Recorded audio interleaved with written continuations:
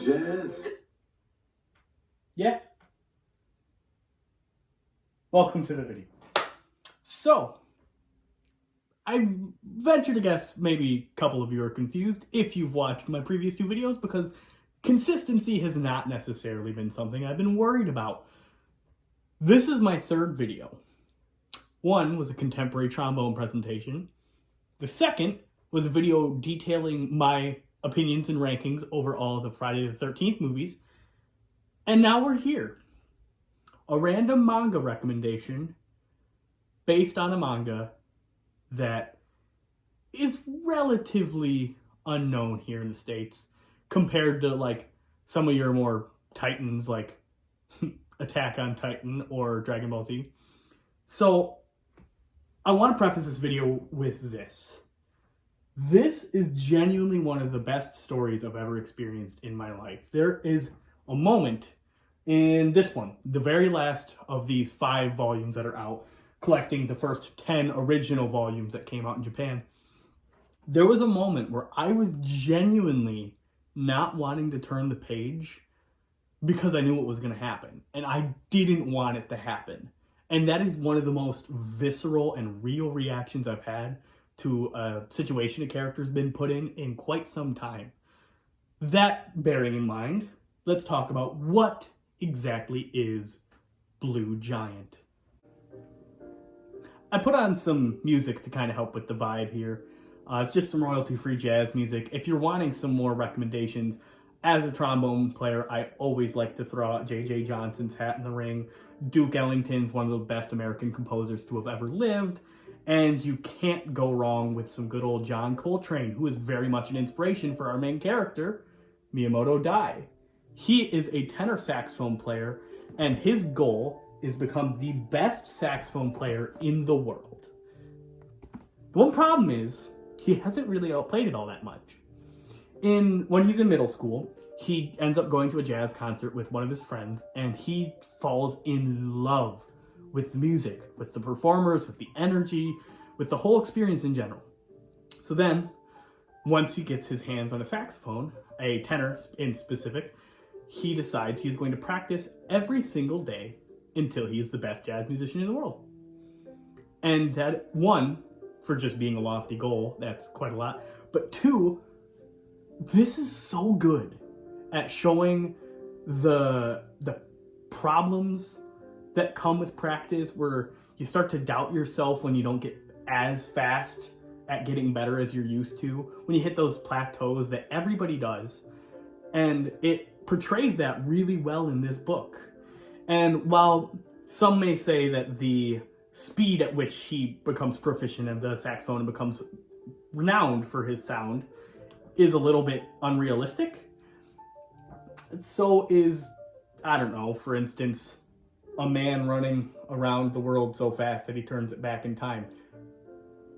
I'm going to take that back, because technically he doesn't run around the world to turn it back in time. That is Superman, who flies around the world to do that in the Superman movie.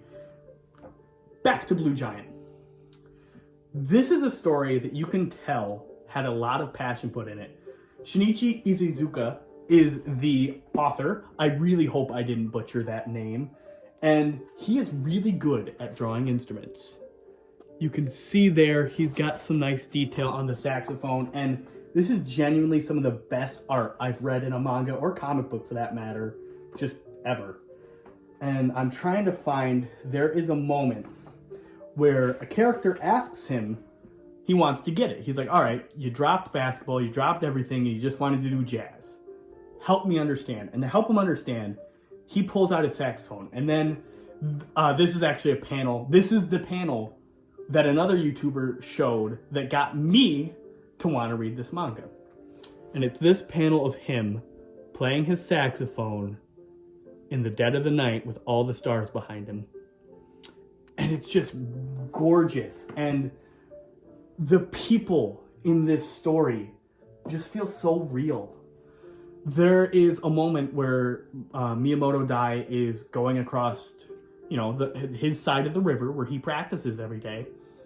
And he meets somebody who you don't really think is going to be all that important. but he comes up again in a pretty significant way.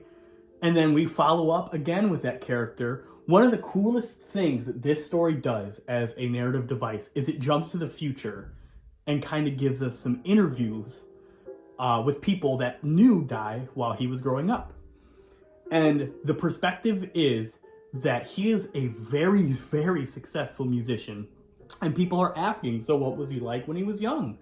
And it always pertains to what you read about the interaction between Dai and the other person.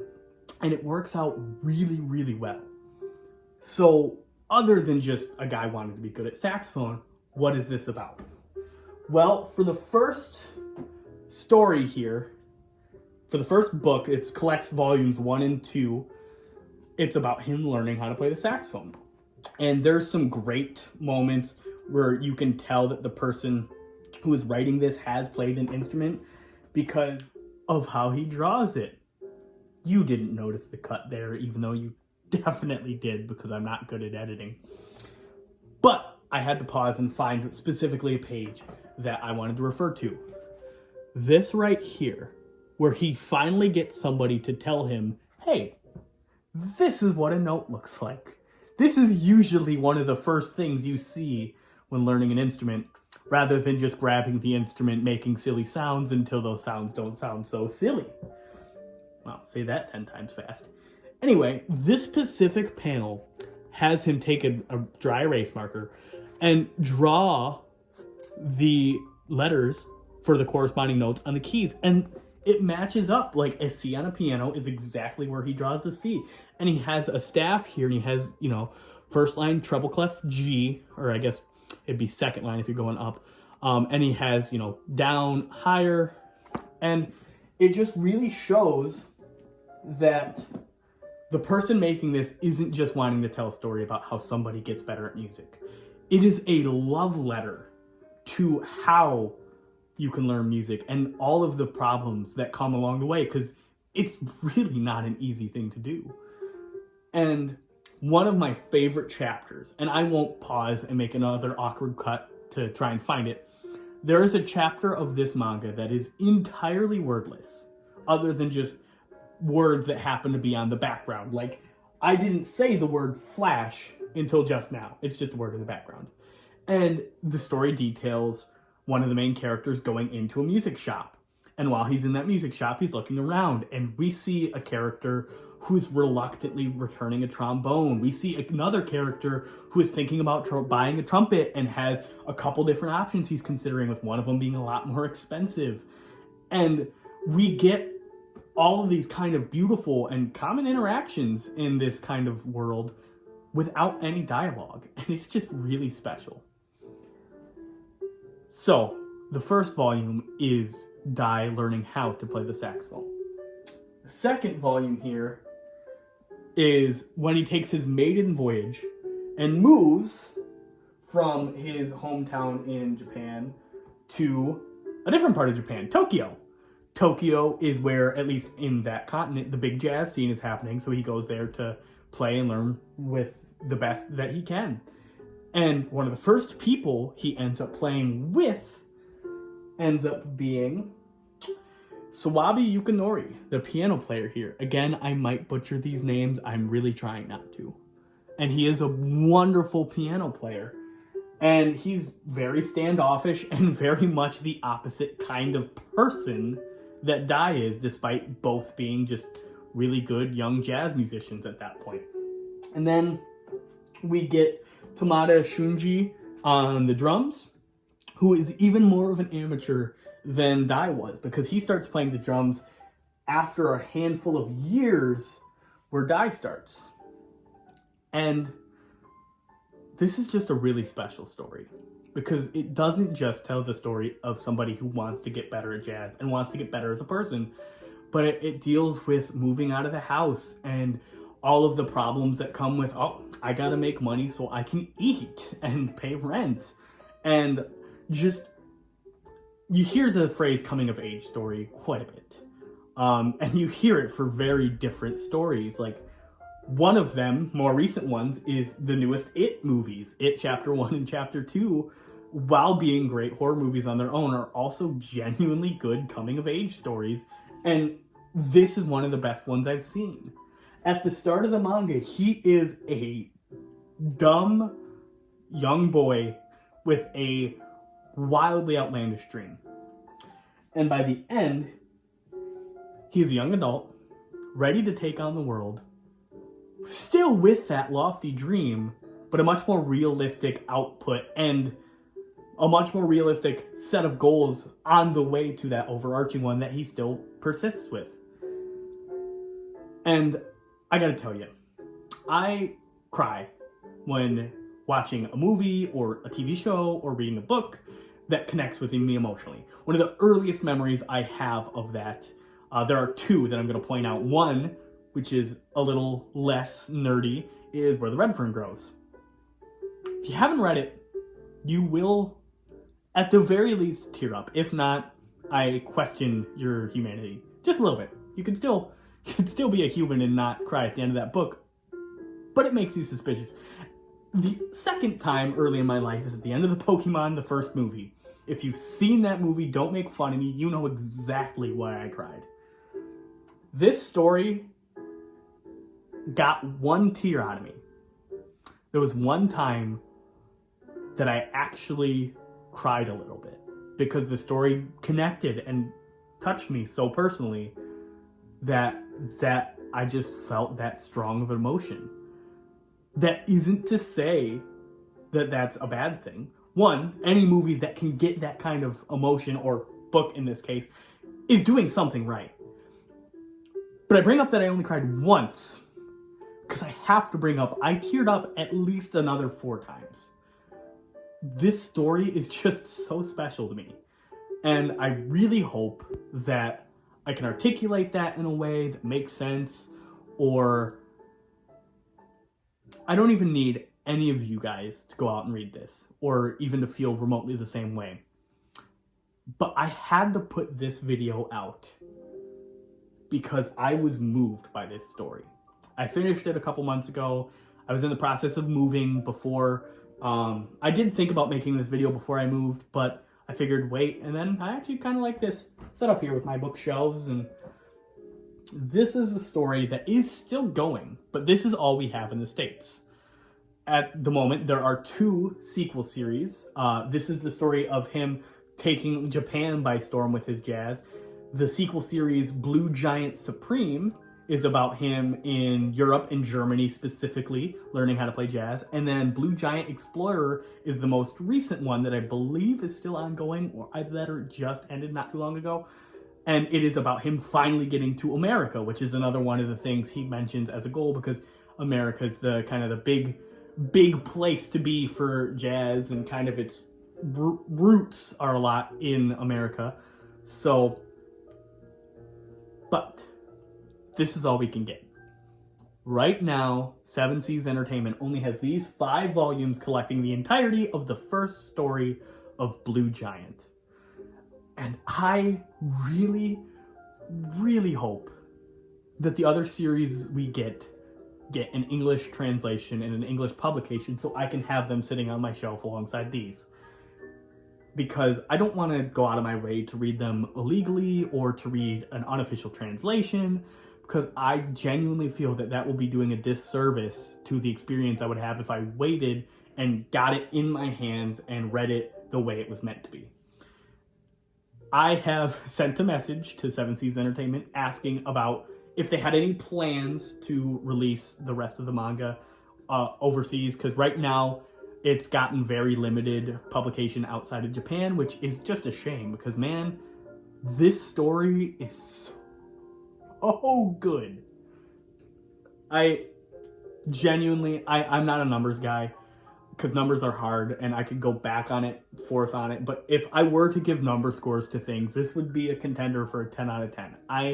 The art was immaculate, the characters felt so real, and like I said, it genuinely moved me emotionally 5 separate times. One of those actually getting a tear out of these crusty old eyes. So, do yourselves a favor.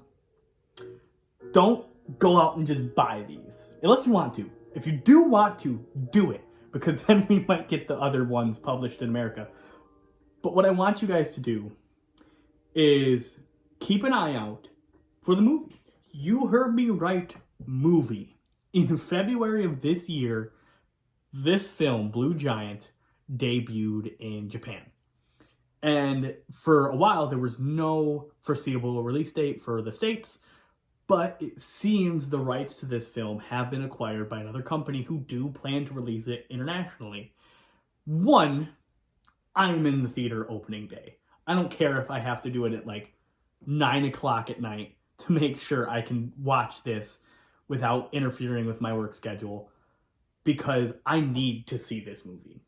The soundtrack was composed by Hiromi, a Japanese jazz pianist who is incredible, also mentioned in the manga as just a big inspiration for the writer of the manga, not a writer in the story. I know I talked about the tenor saxophone player John Coltrane being an inspiration for the fictional character. Anywho, so this movie is allegedly getting a US release date, hopefully later this year, although it could be pushed back to 2024 for a number of reasons. A lot of things do end up getting delayed. This is a movie that I am definitely going to see, and I would encourage you guys to check out if you're interested. The soundtrack is genuinely amazing. It looks pretty visually awesome. I know that there are some scenes where the CGI is not the biggest fan. Yeah, as you can see, the 2/17 of February for not here. I love Blue Giant. I love Miyamoto Dai, and I love the story he embarks on. And all of that is to say that every once in a while a story comes along that connects with you on a personal level. And as someone who is in the field of music, finding a story that connects my love of manga / comic books and music, specifically jazz, because jazz is my favorite to play, was so cool and special to find. There was a YouTube video it was recommended in, and it was just on a whim. I decided to check out the first volume, and I was hooked. So I just wanted to express some thoughts. Best case scenario, I might introduce a couple people to this book who actually end up going out and getting it. I'd also be all right if it's just, that's neat, he seems to like that. If that's the takeaway from this video, A-okay with me. I had to talk about it because this is a story in a series that is genuinely so special, and it rivals some of my childhood favorites. Like Dragon Ball Z is one of my favorite manga of all time. Surprising if you know me, I know. But this story is genuinely one of the ones that I think rival it alongside some others. So, one more thing to address before I let you guys go, even though you could have clicked off the video by your own free will, but you are trapped here if you are continuing to stay. Not really. So, this is probably going to be how I do videos in the future if I continue this channel. I don't know if I'm going to do another big Halloween special this year like I did last year, although I would love to, in specific for the Saw movies in celebration of Saw 10 coming out later this year. I know that is a very big tonal clash between Blue Giant and Saw, but that's the kind of content you can expect from me. It might be a review of Grant Morrison's Batman run. I'm sure when I read it, I will have thoughts, and I will either share those thoughts with my friends or I will share them with you. So, keep an eye out on this channel if you're interested. I plan on doing more videos. The things I'm mainly going to stick to reviewing are comic books and manga, movies and TV shows, and maybe video games. But video games would be harder to do because I would want to show gameplay footage, and I just don't have any way to obtain that at the moment. So, I would like to wish all of you a wonderful rest of your day. Check out Blue Giant if any of this sounded even remotely interested you, and always make sure that you are the best you can be. That was extremely cheesy, but I'm keeping it in. Bye.